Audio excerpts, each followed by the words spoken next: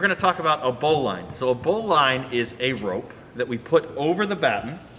We take the rope and put it over the batten, and then find where our center point is so that we have as much rope as possible. So I'll line these two bottoms up. There we go. And now I can take this rope and help my rail operator work with an out of balance set. So what we can do is we can add additional weight to the arbor. So the pipe is down here, so the arbor's way up there. We can add some additional weight onto it. And now I can be of assistance. I can provide about an extra 50 pounds of force to keep this set in balance. So you can see we have one here. We also have one set up down there. So we have about 100 pounds of out of balance that we can work with now between the two of us. A couple important things you want to know when you're putting these on here, or anytime you're working with a batten. You don't want to be working over top of the batten, leaning over the batten. If there were to ever be a runaway set, what's going to happen? Well, you're going to grab on and you're going to go with it, and that's not going to be very fun. So very important to stay underneath the batten when you're hanging things, working with bowlines. Work from under here rather than over here. Other important thing is if you're working with these bowlines and something were to go wrong, you want to make sure that if there were to be a runaway set, you don't hold on to this tighter. There's nothing you're going to do to stop it. You're providing what you can. If it starts to go, you get away from it, you run away and get out of the way. So let's take a look. We're going to bring this pipe out, and you'll see we're assuming now that the arbor is heavy. So we're going to put some force on this to make sure that we can't that we're assisting this to come out. So you're in the grid. In the grid and on deck. Line set 23 going out. Thank you, clear. Thank you, clear.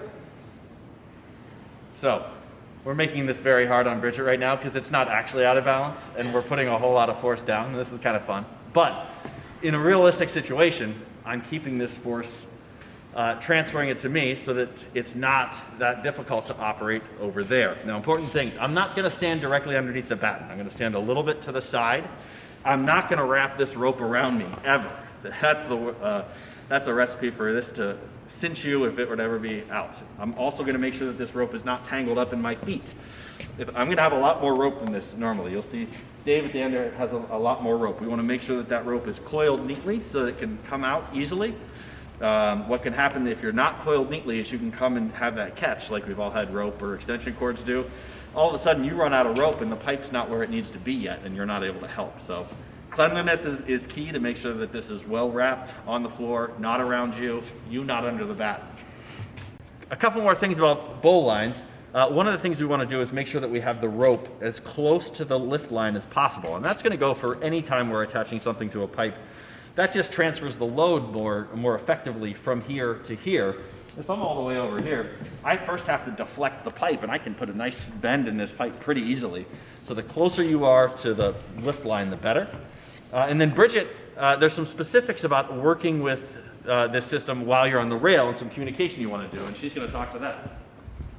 So as we discussed earlier, communication is our key to everything, and the verbiage you use can vary based on what you decide works for you, but we want to make sure that if I'm the operator, that I'm communicating to the people that are on the bowl lines to make sure that they're handling the out-of-weight situation properly, because I'm the one who can feel and tell that the weight transfer is happening as the piece of scenery comes off of the ground.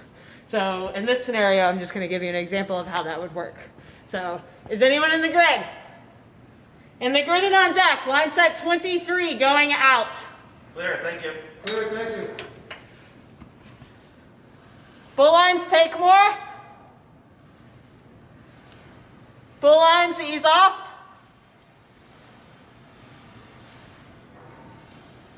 Ease off. Bull lines, you can let go. The scenery is off the ground. Locked.